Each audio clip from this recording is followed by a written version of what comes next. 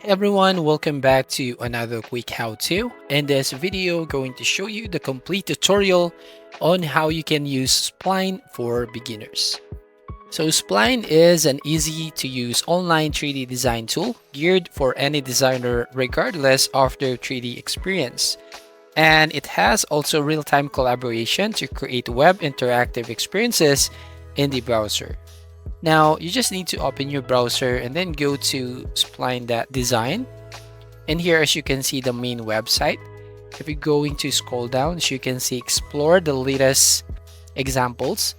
So we have 3D text, interactive 3D experience, 3D iPhone mockup, game controls, 3D character design. And we have here the companies using this spline. And if you scroll down, you'll find here some of the features that we can use. So tools to express your creativity in 3D. 3D opens a new door for creativity. Solid set of features that will help you create your best 3D designs.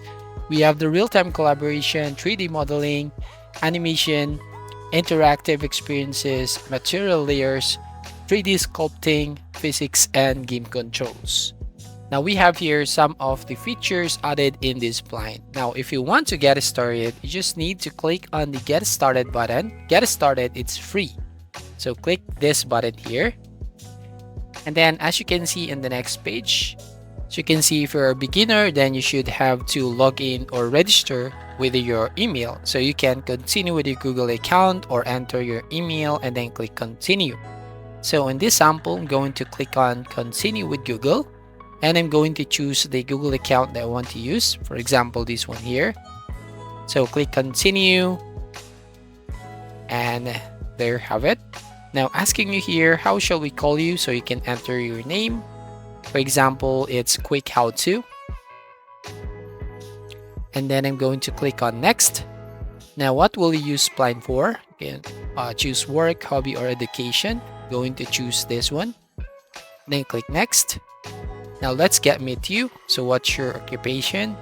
So I'm going to select, for example, designer, and for example, as a student. Okay, then click next. And then you can basically invite your team to collaborate. So you can enter the email, and you can also follow community creators to get some inspiration. So as you can see right here, you can just click on the follow button. And then once done, click on next button. Now here, how have you used the 3D tool before? Okay, I'm going to click on no. How did you hear about the spline? So I'm going to select Google. And then click on the next button again. Now, how do you want to use spline? You can basically choose interactive 3D, product design, AI tools, prototyping, AR, VR, 3D animation, art and illustration, game design. Right, I'm going to select this too, interactive 3D and product design. Okay, click next. Now receive news and updates. So here I'm going to select no and click done. So once you click on done, as you can see, you'll now go to your main dashboard. So as you can see here on the home page, so an option shows up here. You can basically subscribe to Super. So this is $9 a month, or if you want to subscribe into Super Team, which has $12 per editor a month, and we have, or you can unlock these entire features right here. Now, as you can see in this page, if you go to scroll down, you'll find some tutorials, and we have some examples from library, and we have some remix from community. So you can just check all of the examples here that have been made using the spline. Now to get started with your own, just click on the new file button right from here, and then you'll be directly go to your 3D editor. So as you can see here, you'll find this option new in the spline. So this is updated version, so you can join community on Discord. And here, as you can see, the sample image at the middle, you will find a square gray color like this. So you can basically move this around this page by just pressing Alt on your keyboard and drag it, and it's going to be rotate. So just like this. And then you can also zoom in with your scroll on your mouse. Then if you hold down the scroll button and move around, that moves the camera around, right? Now, if you want to get started and create your new 3D design, first, we're going to delete this rectangle right here. So just need to drag and select, and then you just have to press delete. Now at the top bar right here, we are going to grab a cube and place it right over here on the floor, right? So get the cube right here, or press the cube, basically select this one, and then go on the floor, and then just click this one. All right, there you have it. So we have the cube right now. So as you can see, we have the cube, and you can move it around to see all the corners. And at the left panel, you will find all the object, including the cube right here. And at the right panel, you will find here all the settings. And at the bottom, you can also change the view. So at the moment, it's on orthographic, so we're going to change to perspective. Now, if you want to change the size and shape of this cube, you just need to drag the corners. If you want to make it bigger, just like this, and you can basically hold shift while dragging it to keep the same proportion, right? So just like this. Now, if you go over to the right panel, you can change basically the color. So right from here at the bottom, so click on the color, and then just click this one, and basically you can just use the default color, which is white, or you can basically choose the color that you want for your 3D design, right? So you can use a color picker, or for example, I want this color here, right? It's color red. Now what we're going to do, we're going to add another cube. So we're going to drag another one here, or click the cube here and add it right here. And then what we're going to do, we're going to place it at the bottom of this first cube, all right? So we're going to drag it right here, going to hold it and drag it right away on the object. So just like this. Then we can adjust the size and shape of this rectangle or this cube. And once done, you can basically duplicate this one to create another one on the other side. So, right, so if you're okay with this one, then you can basically change the color. All right, for example, this is the same color as the first object. Then we can also create another one. So just click again the cube, and also you can place it right here, right? Or you can basically just duplicate this one. So what you're going to do is right click on the left cube right here, and then select the duplicate right here. And then as you can see, we have just created another cube, and we're going to put it across the right part of the cube. So there you have it. So we have just created this object, and as you can see, I have changed the color, and we just have to create another cube right here.